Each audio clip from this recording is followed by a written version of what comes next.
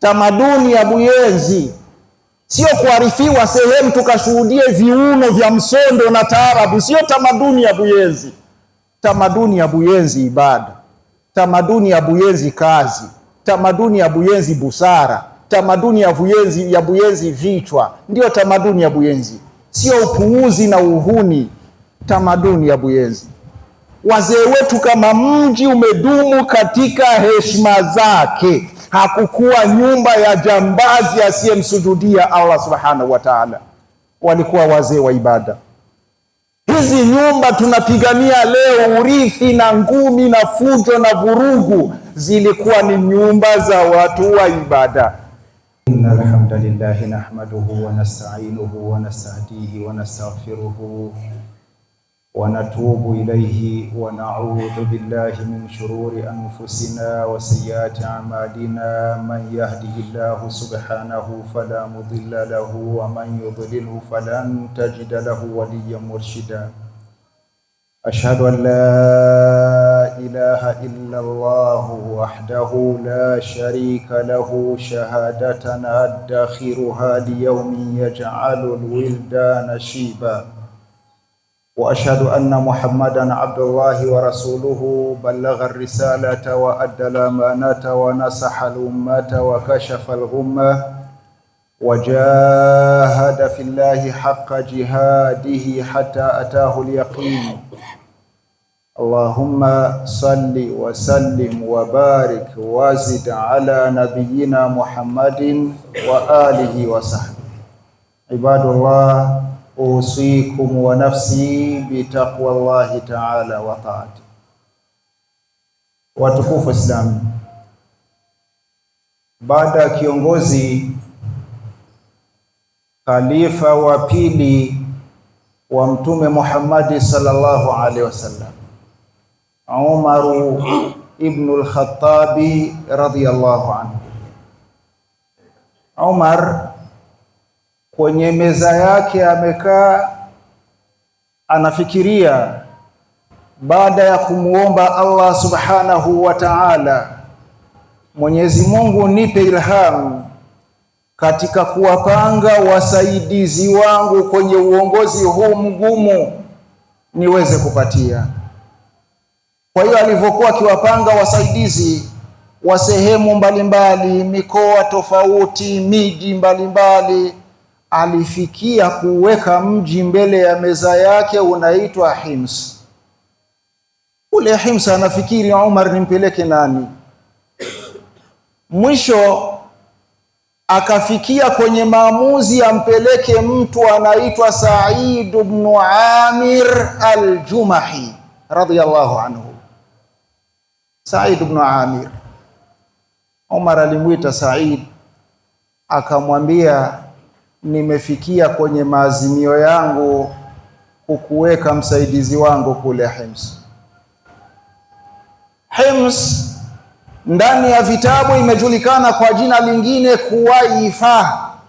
Kuwaifa kwa lugha ya Kiarabu ni tasghiri ya Kufa. Mji wa Kufa hii ikaitwa Kuwaifa, maana mdogo wake na Kufa. Kule Kufa walikuwa wana matatizo ya Kufa. Kila anapotumwa kiongozi kule, wao hawatazami mazuri ya kiongozi wakayapongeza, lakini kazi yao ni kumfuata kiongozi na kutazama dosari, wapi amekosea, wapi ameteleza. Ndiyo tabia za watu wa Kufa, hawakuona mazuri ya viongozi wao. Kwa hiyo hii Hims ikawapata watu wakarithi tabia za watu wa kule Kufa, ikaitwa Kuwaifa, tasghiri ya Kufa, maana mdogo wake na Kufa kule Kuwaifa. Hims ndio anatumwa Said ibn Amir radhiyallahu anhu. Said ibn Amir hakuwa na budi kupokea maamuzi ya kiongozi, ninakwenda kule Hims. Alivyofika Hims alizianza kazi zake, na bila kuchelewa Umar ibn al-Khattab radhiyallahu anhu anafanya kitu tunakiita leo descent, manake anakwenda kule Hims na sehemu zingine mbalimbali kukagua wale watu nilowaweka kule kazi zao wanaendelea vipi. kuna kero gani wanakabiliwa nazo. Alifika Hims, aliwakusanya watu wa Hims. Said ibn Amir akiwa hapo, Umar aliwauliza watu wa Hims, kaifa wajadtum amirakum, vipi mmemkuta kiongozi wenu? Kama kawaida yao walifahamisha kiongozi wetu ana aibu kadhaa. Kama kawaida kiongozi wetu ana dosari kadhaa. Umar aliinama akasema, subhanallah, nimefanya istikhara, nikafikiri, nikachoka, mawazo yakanipelekea kwa Said ibn Amir, wanaona kwake madosari. Ambia kuna dosari kadhaa. Moja miongoni mwa dosari, tusibuhu min hinin ila akhar ghashiyatun fa yaghibu amman fi majlisihi. Kiongozi huyu umetuletea, tunakuwa naye wakati fulani kwenye vikao fulani, tena vikao muhimu sana, na ye ndio namba moja.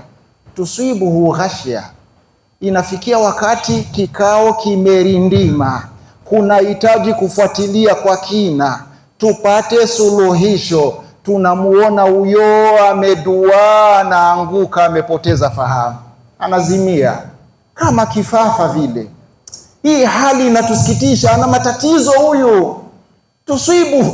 Tusibu ghashia, anafikwa wakati fulani na hiyo hali ya kupoteza fahamu wenye vikao kama kiongozi. Hii ni dosari na aibu.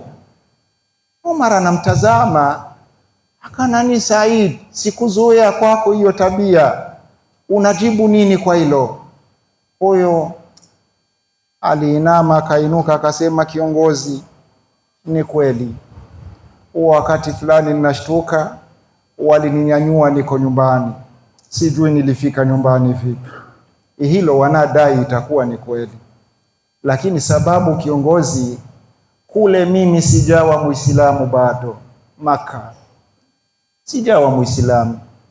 Alifikia mtu katika masahaba wa Mtume anaitwa Khubayb ibn Adi, amekamatwa na makafiri, na mimi nikiwa katika kundi na timu la makafiri. Wakati huo iliitwa la Mgambwe, watu wote waitike kwenye uwanja mkubwa ambao utabeba watu.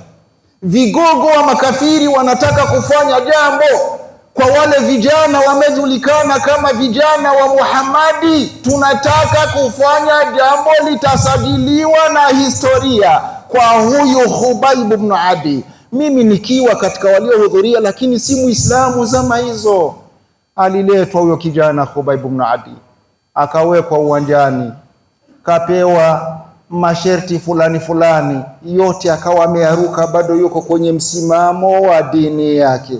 Khubayb ibn Adi, niko kwenye jukwaa natazama, wale wakaona hakuna la kufanya, sasa anaingia ndani ya adhabu, inabidi adhibiwe. Alivyoona Khubayb hapa hakuna la kuokoka, hawa wanataka kufanya jambo, aliinua mkono akawaambia, jamani, ninaombi. Wakamwambia, ombi gani? Tumekubembeleza toka mwanzo, toka nyuma ya mgongo wa Muhammadi, umetusumbua, hutaki kusikia.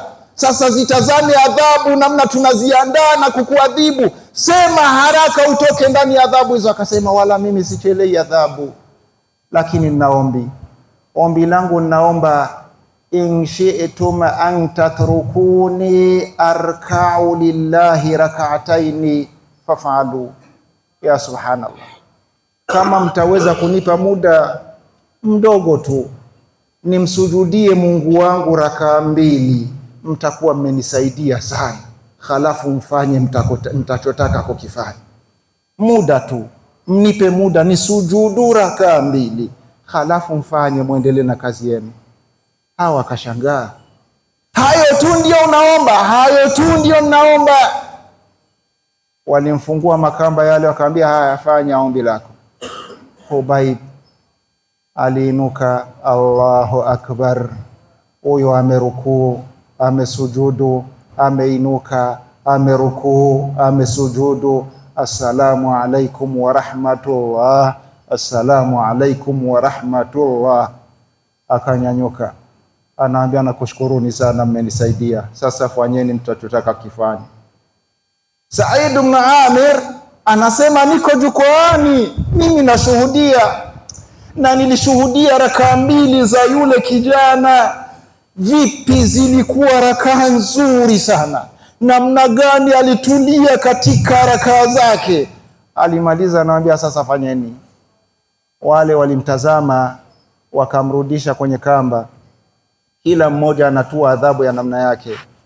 Mmoja alizungumza akasema, yule yuko wapi? Leta kisu chako, kata kidole gumba cha mkono wa kulia. Wanakata kidole gumba, hakuna anestesi, yupo hapo. Wanakunywa kahawa na tende, wanacheka. Huyu hapa anatoa amri, nenda ukakate sikio la kushoto. Wanakata sikio la kushoto. Khubayb ibn Adi wako wanakunywa kahawa na tende. Said ibn Amir anasema ninashuhudia, huyu anatoa amri, nenda ukakate kidole kikubwa cha mguu wa kulia. Wanakata kidole, yuko anashuhudia. Kijana walikata kiungo kwa kiungo, wanakwenda wanamchemba, yuko kwenye kamba Khubayb ibn Adi mpaka dakika ya mwisho wanamalizia maisha. Masahaba wanakuja kuchukua mwili wa ndugu yao, qatta'uhu irban irba. Vitabu vinasema manake wamemchemba kipande kipande. Watu wanakaa wanatafuta, jamani, mwili tumekusanya vya kutosha, lakini pingili ya mkono hatujaiona. Wanatafuta, wanaokota kule. Jamani, hatujaona kidole, havijaenea. Wanatafuta, wanaokota kule. Ndio wanafunga mwenye shuka maiti hiyo ya Khubayb ibn Adi radhiyallahu anhu. Said ibn Amir anafahamisha, anasema niko kwenye jukwaa, ninashuhudia namna gani mwanafunzi wa Muhammadi amechembwa vipande vipande. Omar, hawa wajasema uongo. Wakati fulani ninazimia, ninavyokuwa kwenye vikao kama hivyo, ninakumbuka ile picha video inanijia akilini, namna alichembwa yule kijana kwenye kile kikao. Akili yangu inashindwa kubeba tokeo, ninapoteza fahamu. Said ibn Amir, Omar machozi yanamtoka. Masahaba wamevoteseka.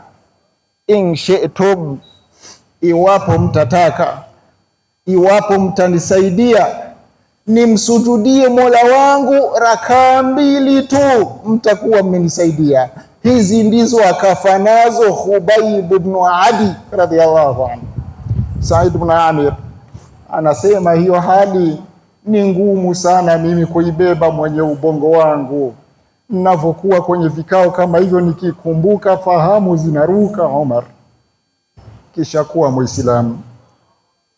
Ndugu yangu Muislamu, hao ni masahaba wa Mtume Muhammad sallallahu alaihi wasallam. Mchukue sahaba wa pili, Abdullahi ibn Ummi Maktum, muadhin wa Mtume wa pili radhiyallahu anhu. Mtume amekaa ndani, mlangoni hodi ya Kiislamu, salamu alaikum wa rahmatullah. Abdullah ibn Maktum lada albabi, Abdallah niko mbele ya mlango. Mtume anawaambia mkaribisheni Abdallah. Anaingia, asili ya Madina, kipofu, haoni. Anaingia, anakuja, analetwa Abdullah ibn Ummi Maktum, muadhin wa Mtume Muhammad sallallahu alaihi wasallam. Anapiga goti, Mtume anamkaribisha. Unasemaje sahaba wangu? Abdallah anamwambia, leo nimekuja na suala moja tu, nimekuja kukuomba. Unanijua vizuri Mtume wangu, mimi kipofu, sioni. Halafu inafikia wakati fulani sina mtu yakuduni ila almasjidi, sina mtu atanishika kifimbo mkono kunipeleka msikitini. Imeitwa msikitini wakati wa swala, lakini naangaza, hakuna kijana wa kunibeba wakati wa kunielekeza njia. Hal tajidu li rukhsa? Ndio swali, unaweza kunipatia ruhusa? Nina udhuru, wakati fulani swala hiyo imeita, lakini simuoni nani atanibeba, nina udhuru. ninaweza swalia nyumbani? Ndiyo suala la Abdullahi ibn Ummi Maktum. Mtume akamtazama akamwambia, kwa mara ya mwanzo uko na ruhusa. Yule akasema alhamdulillah. Anaondoka, anakwenda, anapapasa, anarudi nyumbani. Lakini hatua ngapi amekwisha toka kwa Mtume? Mtume anawatuma watu, mwiteni tena yule, wanakwenda kumwita, anarudi. Akafika kakaa. Mtume alimuuliza, wewe si uliniuliza na mimi nakuuliza, atasma'u nida? Unapokuwa nyumbani kwako unasikiaga adhana inakufikia, hayya ala sala, sauti inafika hiyo nyumbani kwako? Yule akasema sauti inafika. Jamani, tuwaheshimu sana masahaba wa Mtume Muhammad sallallahu alaihi wasallam. Kaa ukikokota picha za mazetu, umekwisha ipata ruhusa, halafu ukaitwa rudi, suala linakuja, unasikiaga adhana. Wahuni wa zama zetu utajibu nini? Si sikiaji, kwa sababu akili inapelekea ninataka kunyang'anywa ile ruhusa. Si sikiaji adhana. Masahaba wa kweli, adhana Mtume wangu ninaisikiaga, hayya ala sala inanifikia. Mtume akamwambia, idhan faajib, kama adhana unaisikiaga basi potelea mbali, umemkosa wa kukushika mkono, njoo msikitini. Faajib, njoo. Ruhusa imeondoka. Sahaba anasema alhamdulillah, anaondoka tena, anakwenda nyumbani. Wanazuoni ndani ya vitabu wanatazama, wakaweka kalamu mstari, wanasema tazama, huyu alikuwa na nyudhuru zote. Madina zama hizo sio Madina ya sasa. Miti ya tende mingi, wanapita mashambani, anaweza jigonga kwenye mti wa tende akafanya ajali, haoni. Lakini Madina haijawa mji kama mji, kuna mbwa mwitu, kuna wadudu porini na hivyo na nini. Atakwenda ingia mwenye zizi la wanyama, atakwenda kusibiwa, ana udhuru zote. Lakini Mtume akamwambia, kama unasikiaga hayya ala sala, potelea mbali, njoo msikitini. Sahaba anaondoka. Ndugu yangu, masahaba wa Mtume Muhammadi sallallahu alayhi wasallam, huyu Abdullah ibn Ummi Maktum amefishwa kwa kushahidilia jihadi kwenye maaraka inaitwa vita ya Qadisiyya kule Iraq. Ndio amefishwa Abdullah ibn Ummi Maktum. Mtu anajiuliza, shekhe, vipi amekwenda jihadi kipofu? Ameomba ruhusa ya kwenda jihadi nyingi tu zama za Mtume. Mtume analipanga jeshi, Abdullah ibn Maktum huyo yupo na yeye anainua mkono, nisajili ya Rasulullah. Mtume anamwambia rudi nyumbani. Amezidi kuomba ruhusa jihadi tofauti. Hii Qadisiyya ikiongozwa na Saad ibn Abi Waqqas kule Iraki. Anapewa ruhusa Abdullah ibn Maktum, nenda, Mungu atafanya miujiza yake, nenda. Anaondoka, anakwenda. Kwani ukijiuliza hilo au kuniuliza mimi, niligeni sana hilo. Imani ikijenga na kudunga na kutanda kifuani, Mwenyezi Mungu anayafanya maajabu. Inna Allaha ala kulli shay'in qadir. Anachotaka Mwenyezi Mungu asione ujanja ujanja, uhuni uhuni. Mwenyezi Mungu aone imani ya kweli. Hawa walikuwa wa kweli. Tukiwaacha hayo, tumeyashuhudia. Mwenyewe nimeshuhudia kwa jicho langu nikiwa mimbar, sehemu ambayo sio ya kubuni, sehemu ya kuzungumza kweli na maelekezo, na Allah shahidi. Tunainukia bado vijana, niko 12 katikati ya 40 na 50, zero ile. Adhuhuri hayya ala sala. Namuona mzee wetu 11 mwisho kule kipofu, mzee Sulaimana anakata zero, huyo anakuja na 12 peke yake, hana wa kumshika mkono. Adhuhuri ninashuhudia. Katika mambo ambayo alinionyesha uwezo wa Allah subhanahu wa ta'ala ni hilo, nimeyashuhudia nikiwa kijana mdogo. Ninashuhudia yule mzee anakata kona namba 50, anakuja na 12, hana wa kumshika. Niko na wenzangu tukasema sasa tuone maajabu na miujiza. Mzee Suleiman anakwenda mwenyewe leo, hana wa kumshika mkono. Alikwenda namba 40, alikwenda huyo anaongoza mpaka 30, anakumba korosi mkono wa kulia, anajiingiza msikitini. Mzee wanaonyeshwa na nuru ya Allah subhanahu wa ta'ala. Hayo tumeyashuhudia. Abdullah ibn Maktum, vitabu vyote vinashuhudia kafishwa shahada kwenye Maaraka al-Qadisiyya, kwenye jihadi akiwa kipofu. Hayya ala sala. Tamaduni ya mtaa wetu wa Buyenzi, tamaduni yetu ya kwanza ibada, rakaa, sala, ndio tamaduni yetu. Tamaduni ya Buyenzi sio kuarifiwa sehemu tukashuhudie viuno vya msondo na taarabu. Sio tamaduni ya Buyenzi.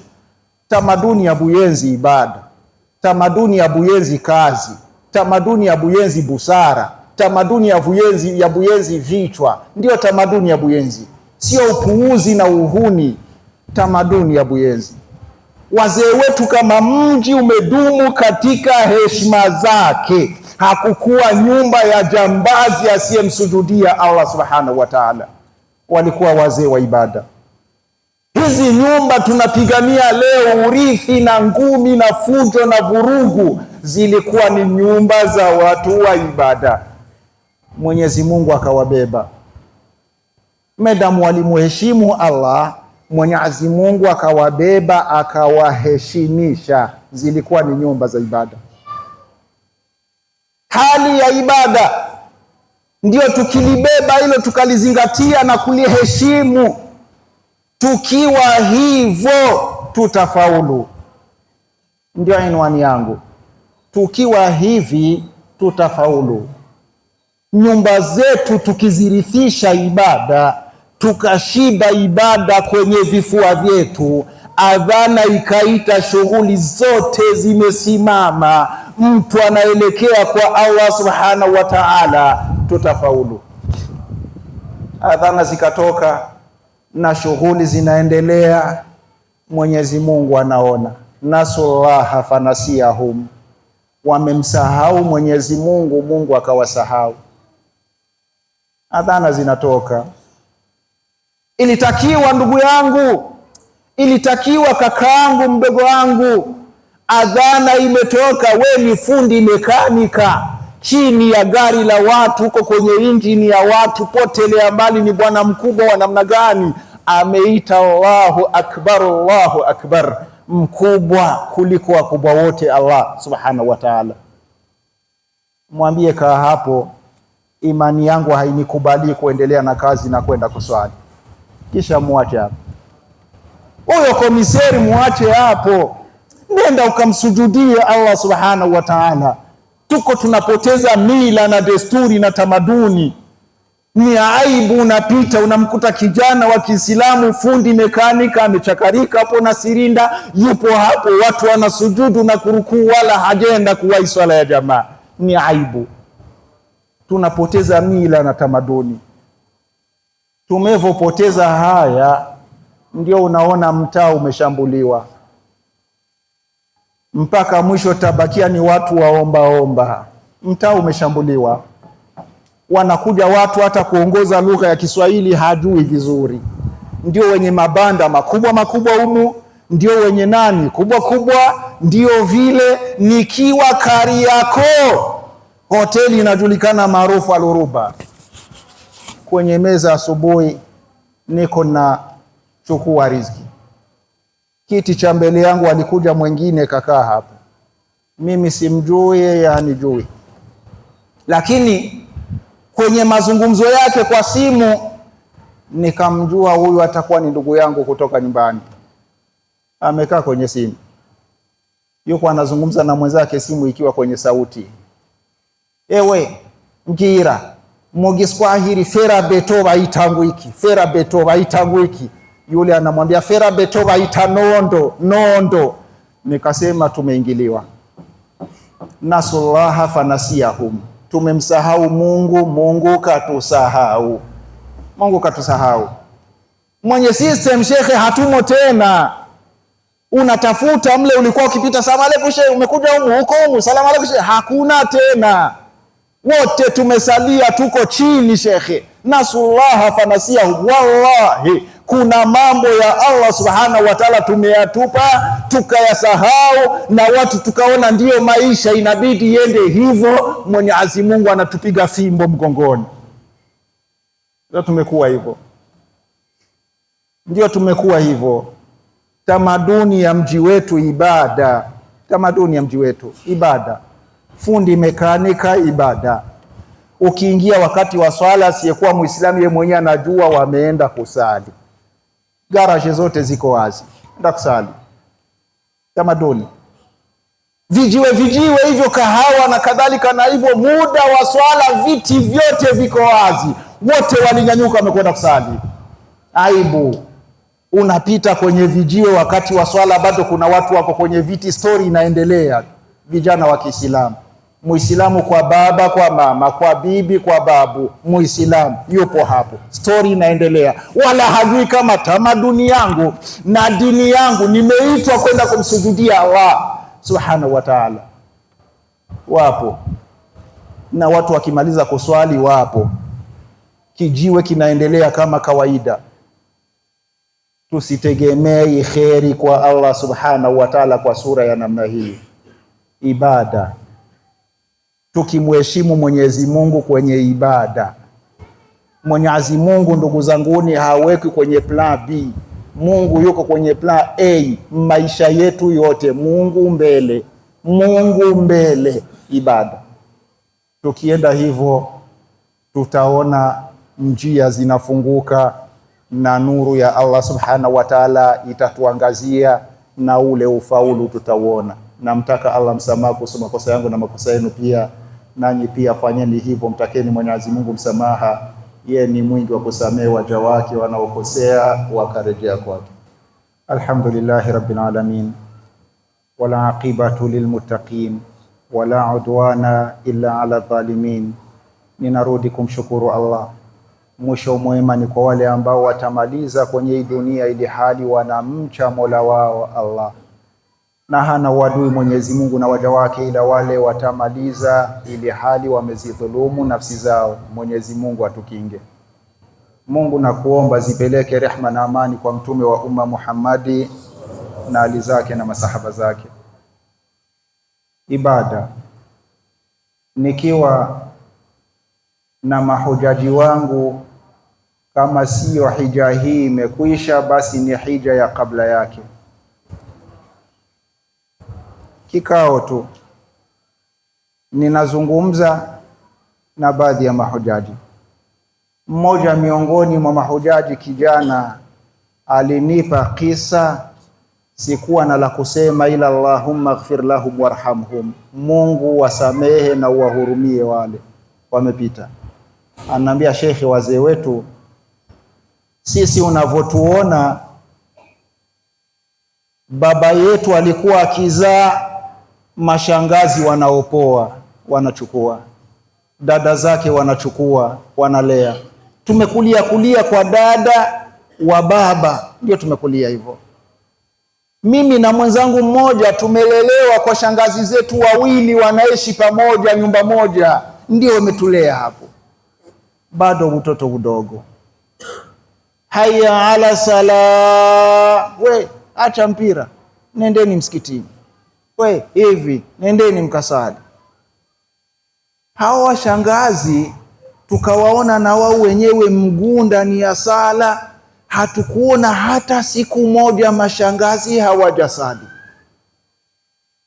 Tumekuwa sasa tuna familia, watoto, mashangazi wamekuwa wazee kama bibi zetu watani. Siku moja nimekaa na mmoja, niko na mwenzangu tuliolelewa pamoja, nikamuuliza, shangazi, nikuulize kitu? Akasema niulize. Wakati mnatulea tuko budogo sana, mnatuswaga misikitini, mwe kasali. Kwanza shangazi, Mungu akulipeni kheri sana, kwa sababu ni kitu mmetulea ndani ya hicho, na ndio maana imekuwa ngumu. Swala langu katika kufuatafuata madarasa sasa tumeinukia, imegundulika kielimu, nyie wakina mama kuna muda mkifikia kwa mwezi hamruhusiwi kuswali, mnakuwa katika hali yenu. Vile vile kama ni swaumu hamswaumu, lakini swaumu mtailipa baadaye, ila swala hamswali kwa mwezi. Kunayo masiku. Si kweli shangazi? Akasema ndiyo. Swala lako liko wapi? Akasema swala langu, wakati mnatuswaga swala tumewaona muda wote nyie mnaswali kila siku, hakuna siku mmepumzika kuwa mko katika hizo siku zenu. Tulikuwa wadogo. Sasa mimi najiuliza, mashangazi walikuwa vipi hawa? Mbona kila siku walikuwa wanaswali? Hatujawaona siku wamekaa wakatuswaga, wao hawakuswali, dalili ya kuwa wamo ndani ya zile siku zao. Ilikuwaje shangazi? Yule bi mkubwa akasema ni kweli, maskini. Nilikaa na mwenzangu zama hizo, tukatazama watoto kuwaswaga misikitini, alafu wakatazama, wakatuona sisi tumekaa hatujenda kuswali, pamoja na kuwa ruhusa imetukubalia. Hapana, inabidi tuonyeshe mfano tuonyeshe. Nikaelewana na mwenzangu, tunawaswaga msikitini, hata tukiwa katika hali zetu, tunatoa birika chini ya mti, tunatawadha, halafu tunaingia ndani, tunajifungia tu, tunakaa chumbani ndani ya dhikri. Lakini watuone tumeingia kuswali, tunatoa birika kutawadha, halafu tunaingia ndani, tunabakia tu kwenye dhikri, hatutasali mpaka mnarudi kutoka misikitini, na sisi tunafungua milango tunatoka ndani. Nyie mnajua tulikuwa tunaswali, kumbe sisi hapana. Tuliwaonyesha tu tusiwaswagi kwenye jambo, na sie hatufanyi. Tulikuwa tunafanya hivyo. Sikuwa na la kusema ila Allahumma ighfir lahum warhamhum, Mungu wasamehe, uwahurumie. Walituzaa wakatulea, sio sisi. Tunaitwa mababa, lakini ni mtoto anazaa watoto wenzake. Ndio zama zetu. Strategia zozote za malezi kwa ajili ya Allah wallahi hatuna. Kesho kutwa watoto hawa tunaacha, wallahi utakuwa haupiti nyumba mbili za Waislamu ila moja mna wartadi wamo humu ndani. Hawakuleleka kidini. Tuko tunakwenda huko, hutopita nyumba mbili ila moja mna mirtadi humo, iliritadi humo. Wajukuu wa Waislamu wamo humo na sio Waislamu tena. Ndio malezi tunakwenda nayo. Hao wazee walilea. Mungu kamruhusu usiswali, lakini kwa kumsukuma huyu aswali, akili yake haiwezi kuzingatia kwa nini mimi siswali. Kumbe acha nimuonyeshe kama nimekwenda kuswali, alafu nitakaa ndani mimi na Mungu wangu. Wazee wetu hatuko huko, tuko shughuli, mtafute mtu saa 6 humpati. Huko wapi shekhe? Na kwenda kwa watoto shuleni kuchukua watoto, na kwenda hivi. Wengine watoto wanamaliza shule mida saa ngapi? 9 alasiri, mtoto unarudishwa nyumbani. Shekhe 6 hawa kule kwenye ile shule waliswali? Acha sana. Tizama shule, tamaduni zake na sera zake na nini. Hawa unawalea Kiislamu, sawa wasome, lakini unapambana nao vipi nyumbani? Na wewe mapambano kufuta kidogo, kuwarudisha, kuonyesha mila na desturi yenu Uislamu hakuna. Tunategemea nini mbele? Tutegemee hasara mbele, tutegemee hasara, na tuna majukumu makubwa mbele ya Allah subhanahu wa ta'ala. Ndugu yangu, sala hapa ndipo palikuwa kufaulu kwa waliotangulia, kumjali Allah subhanahu wa ta'ala. Umar ibn al-Khattab radhiallahu anhu, baada ya kushambuliwa, kadungwa mapanga tumboni, na hivyo matumbo imetoboka na nini, kajeruhiwa vibaya. Msomi Umar anapoteza fahamu, akizindukana kiongozi anawatizama wako pembeni yake. Swala la kwanza, asalla almuslimun, Waislamu wameswali? Wanamwambia wameswali na tumetoka kuswali, alhamdulillah. Umar anapumzika, wameswali. Waliona salama kwenye kumsujudia Allah, sio maisha tunaishi ndani yake. Jamani, narudi kusema mtaa wa Kiislamu, kitofu cha Waswahili, Buyenzi, tunapoteza mila na tamaduni, tunapoteza mila yetu mengine, lakini Allah subhanahu wa ta'ala Mwenyezi Mungu aheshimishwe Allah. Alafu tunakaa wazee wetu watu wa bid'a, wazee wetu kadha, wazee wetu kadha. Mimi nasema kila siku na nitazidi kusema, wale wazee wallahi walikuwa wacha Mungu, wallahi walikuwa wanamjua Allah.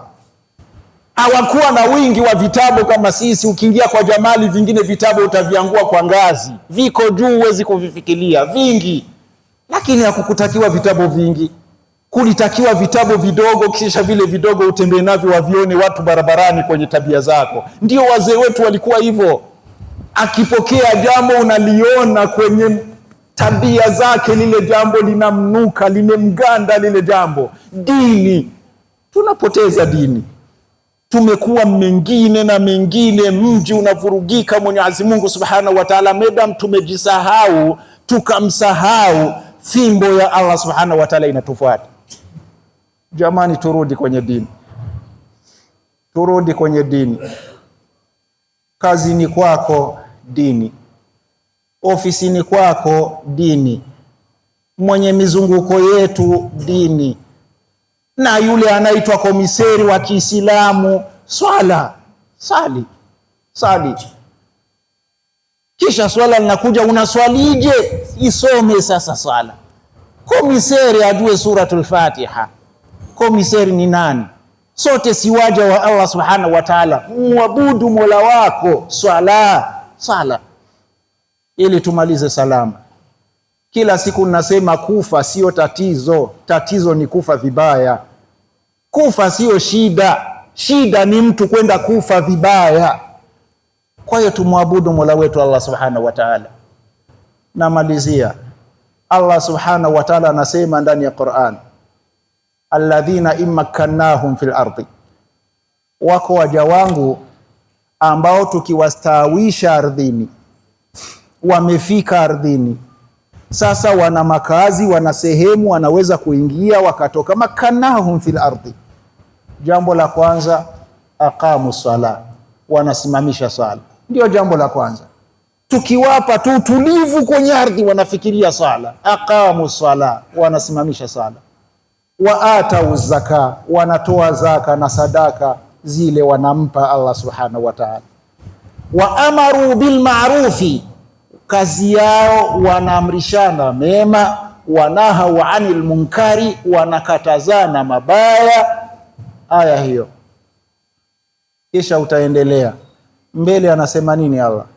Walillahi aqibatul umur, ukinifanyia hayo mengine ya kufuatia usichokeshi kichwa, niachie mimi mambo yako mengine, nagonga kifua nitayamaliza.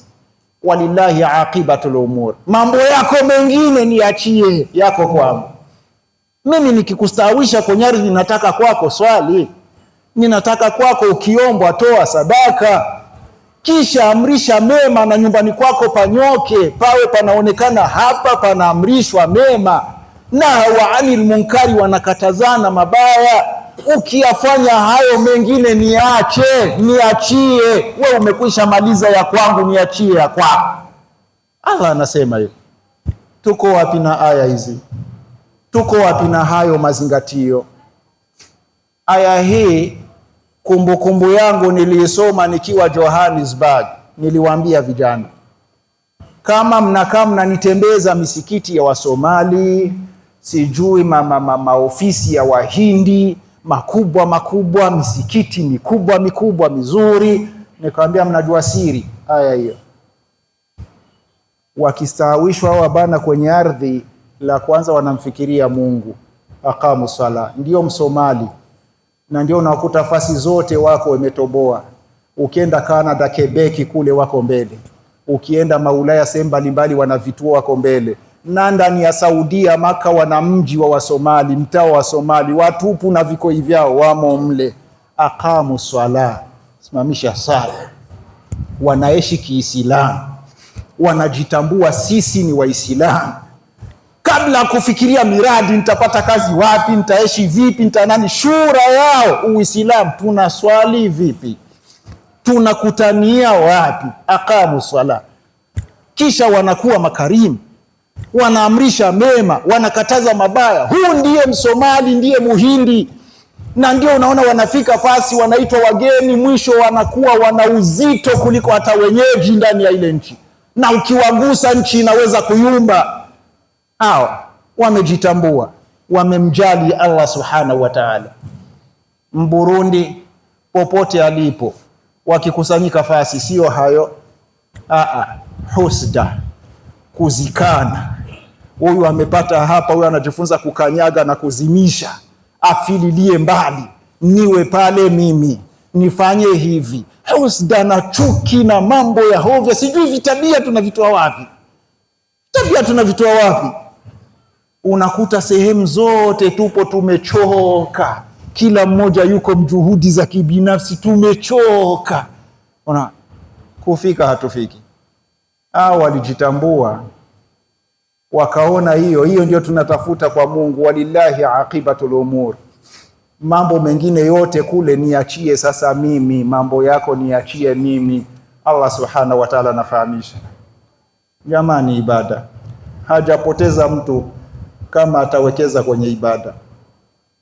Hakuna, kama angetoka kaburini angesema hakuna la maana na la muhimu niloacha katika hii dunia kama ule msikiti Ngagara, mzee Abdillahi Juma, Mwenyezi Mungu amrehemu. Kama angefufuka angesema hakuna nilichoacha duniani cha thamani na busara ikafanya kazi kama lile jumba la msikiti pale Okafe Ngagara, Abdillahi Juma. Kama angefufuka akaja mzee wetu Muhammad Rukara, wallahi na mapesa yote, angesema hakuna cha maana katika dunia nilipoteza muda kama huyu msikiti niloacha hapo Beseri. Hakuna, wallahi hakuna cha maana na cha umuhimu na cha busara ni ile nyumba ameacha pale. Vingine vyote upuzi mtupu. Hakuna cha maana na cha umuhimu. Ukitazama kama kile ambacho mzee wetu, mzee Mtoka, Mwenyezi Mungu amwekee wepesi, ampe shifa huko aliko, amuondoshee uzito, kama lile jengo ambalo lipo pale Charama, msikiti, nyumba ya Allah subhanahu wa ta'ala.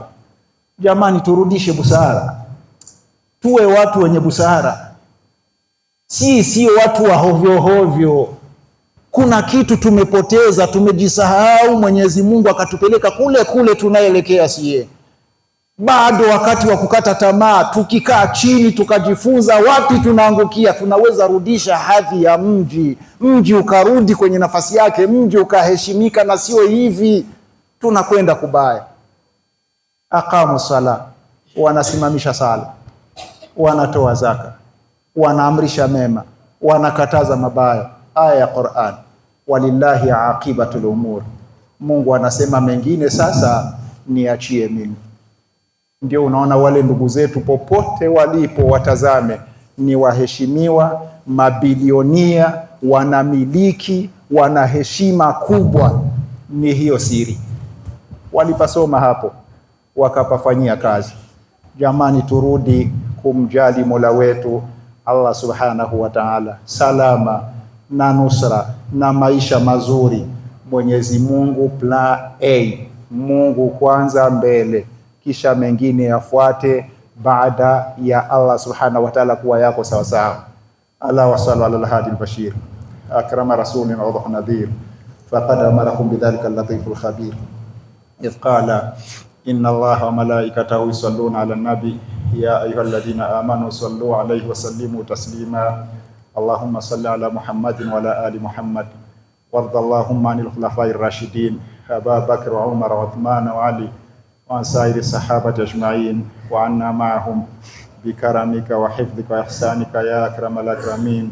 Allahumma izzal islam wal muslimin, Allahumma izzal islam wal muslimin wa adillal kufra wal kafirin wa adillan nifaqa wal munafiqin. Allahumma rabbana atina fi dunyana hasanah wa fi akhiratina hasana wa qina adhaban nar. Subhanaka Allahumma bihamdika nashhadu an la ilaha illa anta nastaghfiruka wa natubu ilaika. Subhana rabbika rabbil izzati amma yasifun wa salamun ala al mursalin walhamdulillahi rabbil alamin.